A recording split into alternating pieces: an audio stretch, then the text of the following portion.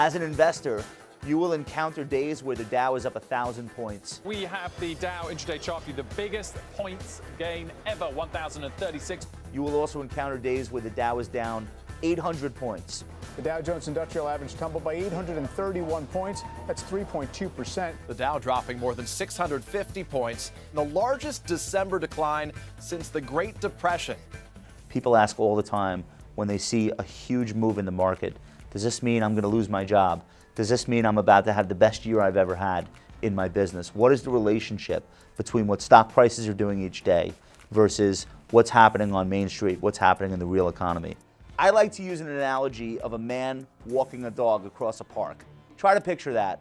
You got a guy, he's got a leash, there's a dog on the other end of it, they're walking in the same direction. However, if you observe the way the man crosses the park, his gait, his stride, it's fairly straightforward, very few deviations, kind of like an economic trend.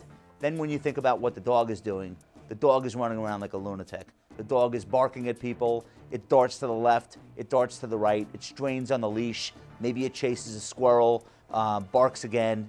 The thing with the dog is, that's the stock market. The man walking the dog is the economy. So they both end up in the same place. They're both sort of walking in the same direction most of the time. There's a lot less deviation in how the man walks than how the dog walks. And I think when you consider the stock market barking, jumping back and forth, straining at its leash, that's a really good way to control your own emotions and to say to yourself, okay, the economy is probably not fluctuating to the same extent that the dog is or the stock market is. So we use that analogy all the time. Here's the S&P 500 plotted against GDP growth. You'll notice that in any one given year, you can have some divergence between the two. Look at 2009. Real GDP fell 2.5%. Stock market, meanwhile, went up 26% that year.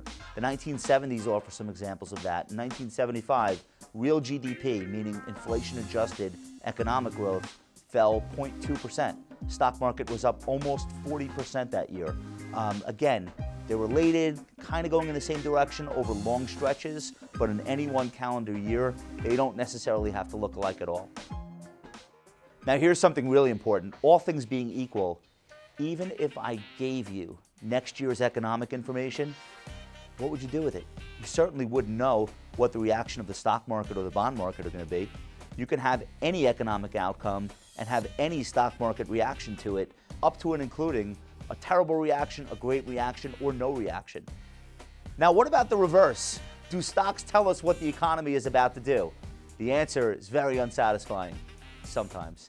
So stocks are thought of as a leading indicator for the economy, but a lot of times they get things wrong or stock market prices overreact. Good evening. The stock market went into a free fall, losing more in one day than it did on Black Tuesday in 1929. I always point out 1987, that was a 23% crash within one day. The economy didn't even notice. I don't think anyone should panic because all the economic indicators are solid. But we've had examples where the stock market has been an accurate predictor of what would happen with the economy. And maybe the best example would be the 2000 dot-com crash. The worst day ever on Wall Street. All the major indices are now down for the year. We had an incredible economy from 1982 until the year 2000. And then all of a sudden the stock market was saying things have gotten way too hot, started to come down, got worse, spread from technology stocks into mainstream stocks, and within a year, we were in a fairly long recession. So there are times where the market is giving you that signal, then there are times where the market is giving you a signal that doesn't end up leading to anything. And being able to tell the difference between the two is nearly impossible, especially in real time.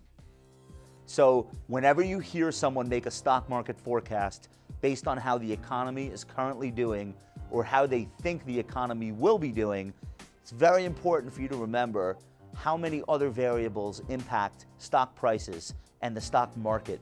Everything from geopolitics, natural disasters, interest rates, tax rates, whether or not there's any kind of fiscal program that takes place, whether or not there's any kind of change in the law for things like buybacks or dividends, there are so many things that can happen that are not GDP that will affect the prices of stocks that it's nearly impossible to point to any one metric, whether it's jobless claims or economic growth or overseas economic growth, and say, this plus this equals that. If it were that simple, we would all be rich. Everyone would know exactly how to invest.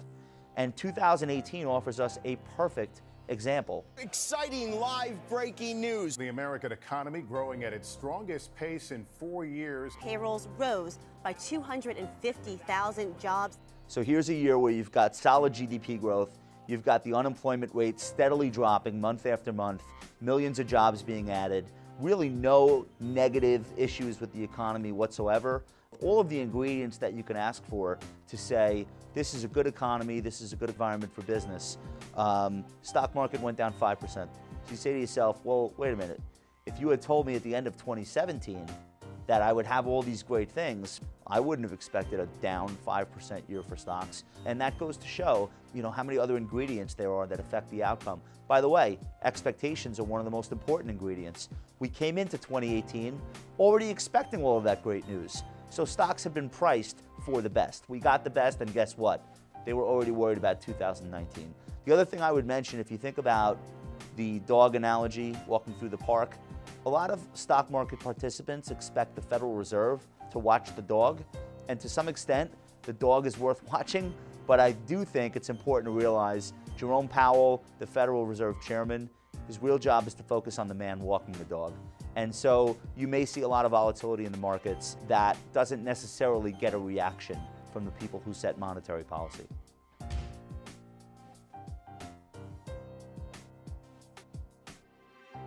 Invest in you. Ready, set, grow. CNBC and Acorns.